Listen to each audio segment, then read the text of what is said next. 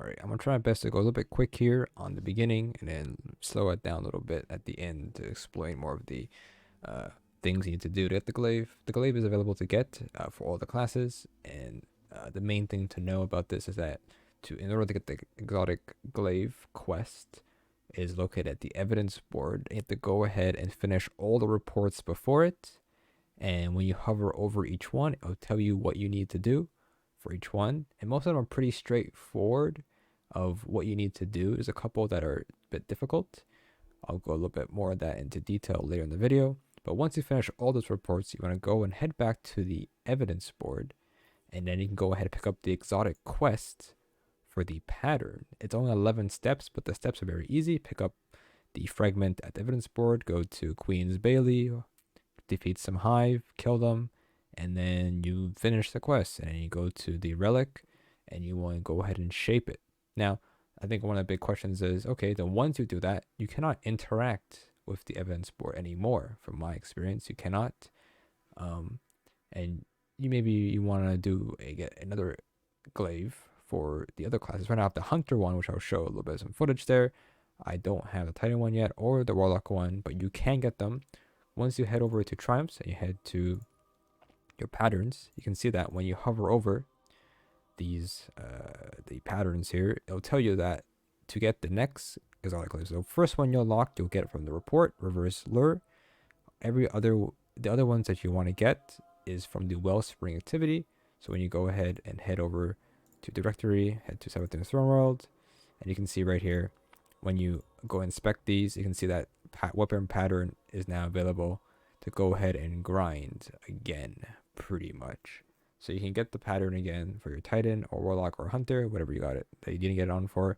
But you do gotta remember that in order to get this activity activated, or you get into this activity, is you need to finish the campaign first. That's the one important thing. It's not a guaranteed drop. I've ran this like 6 times already on my Titan and did not get the pattern yet. It seems like the drop rate is similar to the Cloud Strike from Empire Hunts in the Beyond Light. So if you know how that is, it might take a long time for it to happen. So good luck with that there. Now, one thing about the evidence board you should know is that evidence board is account wide. So any progress you make on a report, if you say you finished a report quest on your hunter, it will be completed on your other classes as well. So if you finish it all on one character and you want to go ahead and head to the evidence board, but you cannot, is because you already finished it. And all you need to do is go ahead and run a Wellspring to get the exotic glaive. That is it, and that is all there is to it. Now, some of the evidence boards, now we're going to go into more detail here. Some of the evidence boards requires you to do a certain quest. There's one quest you get from Fynch. You want to do that. His side quests, that requires you to do one of the reports. Other report, you wants you to unlock weekly missions. And these are the weekly missions. If they get to rank 13 in Finch's reputation system on 7th Throne World, then once you unlock it, it wants you to go ahead and defeat champions in the weekly mission. Doing finishers will give you more progress, basically. And that's pretty much all that's time gated. That was time gated to you to finish those reports. Most of them are pretty easy to do.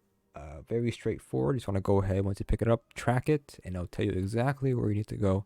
Usually it's picking up items or killing things or all that stuff, opening chests. It's very, very simple.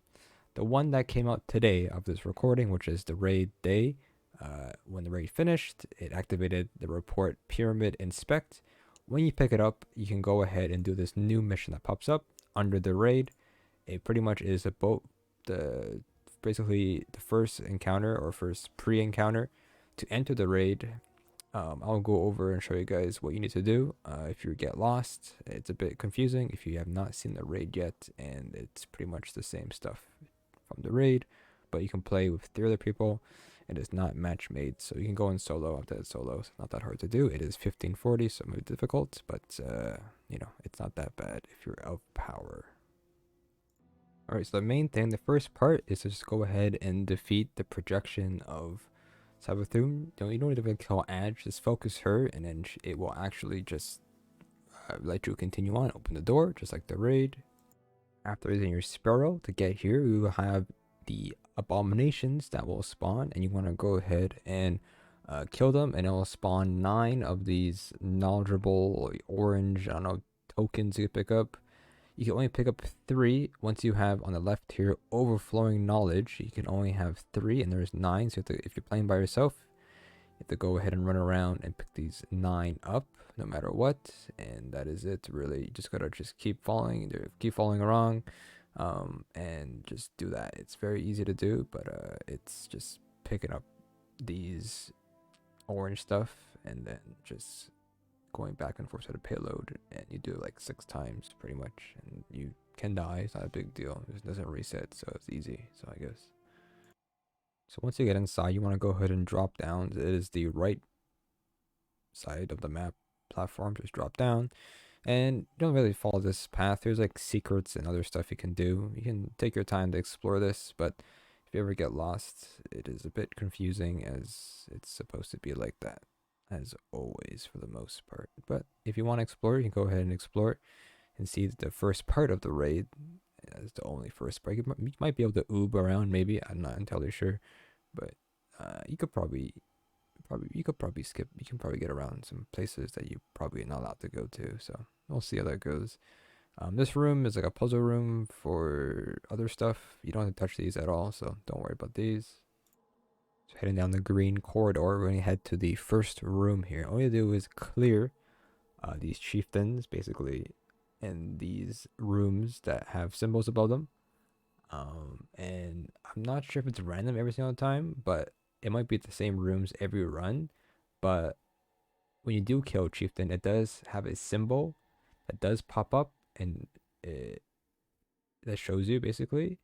I'm not entirely sure if that has any relevance to it, because the symbol that I killed this chieftain in also it was when the next room I went to has the same symbol above the door. So I'm not entirely sure if that is what happened and if that's true or not. But you can see here, once we kill this chieftain right over here, you can see that it will now go ahead and spawn an icon, which was the red square, or also the symbol is called stop in the raid, basically. So yeah, you want to go ahead and head to the next door, usually following the trail of enemies on your radar to pretty much guide you away, for the most part. So as you can see here, everything, it might just be the same, it might not matter, but it seems like the enemies pretty much dictate you where you need to go for the most part. So nothing to really worry about that. Now I got a bit lost here because I don't know where to go after clearing that room, but apparently you just gotta go ahead and stand in front of this door and it opens up. That's kind of cool, right? So if you're wondering where to go next after the second room clear, the chieftain, you just gotta go ahead and walk near the sliding door, which doesn't open up unless you're next to it. Kind of sucks, but I wasted like 5 minutes running around, basically. After that, you want to go kill these 3 fanatic chosen. Of course, if you're playing by yourself, remember that if you do die, the entire encounter will reset fully, and then once you kill these 3, or the 3 fanatic chosens, and the encounter ends, and then the mission's done. And there you go. Like I said, there's other secrets in the mission. It does give you a pinnacle drop, so we could do this every week maybe.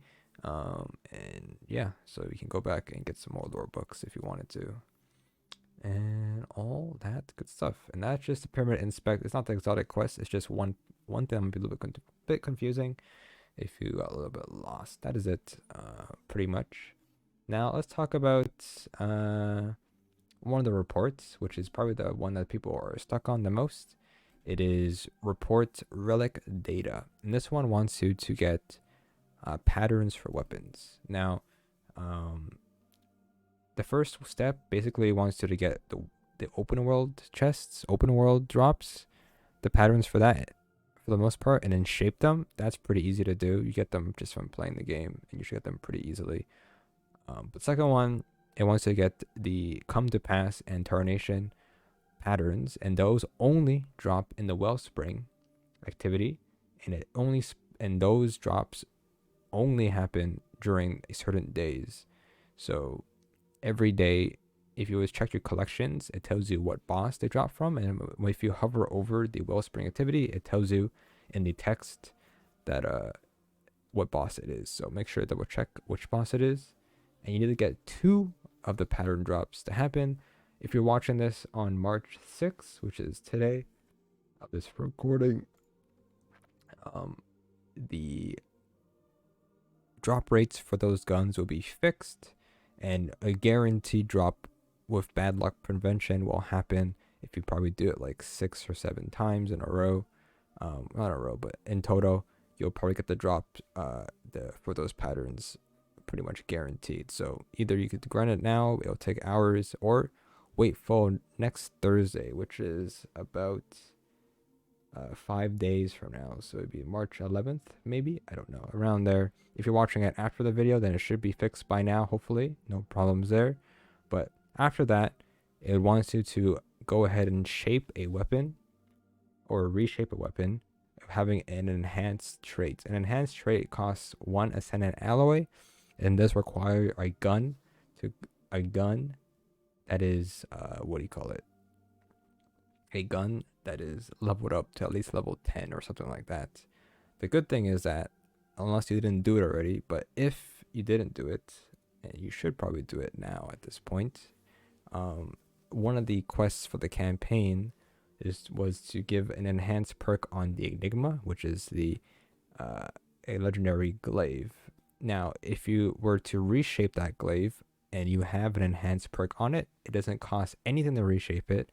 If you on that step and you reshape the glaive, it will automatically complete the quests, as it makes it seem like that you've put an enhanced perk on a weapon, but you already used it up. So it just works like that. So hopefully that makes it a little bit easier, but everything should be better in a couple days from now, or it already is if you're watching it a bit later in the week here, or months, who knows. I guess could be watched a year later, basically, as the expansion lasts for a year. So good luck with that, I guess you could say. Now, I guess the main thing is you guys want to see what the glaive does. Now, here's my thing with the glaive. I think the glaive for the hunter is a bit underwhelming comparing to not really anything else.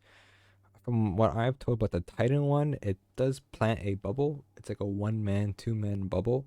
It doesn't apply any buffs. I think the Warlock one is probably the best one if you want to use it. You don't want to use a solar subclass, Middle Tree. It does replace that. But this exotic, it just doesn't seem like it's good. Right now, for the most part, the suppressive glaive mod is disabled right now, and maybe it might be useful with it.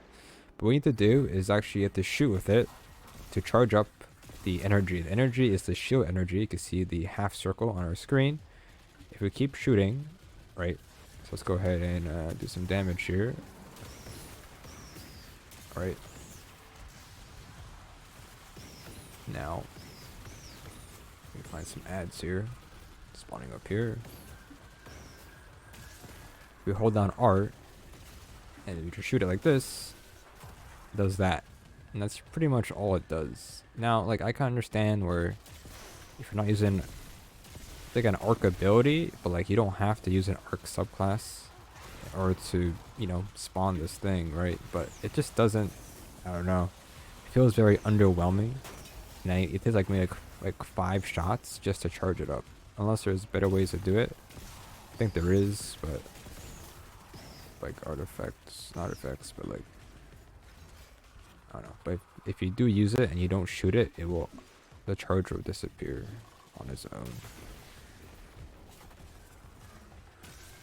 For the most part. So I don't know what to say. I think it's okay, but it might be able to suppress, possibly. Maybe able to suppress if the mod worked. I wish it does work. I don't know. I wish it was working today, but sadly I cannot show that.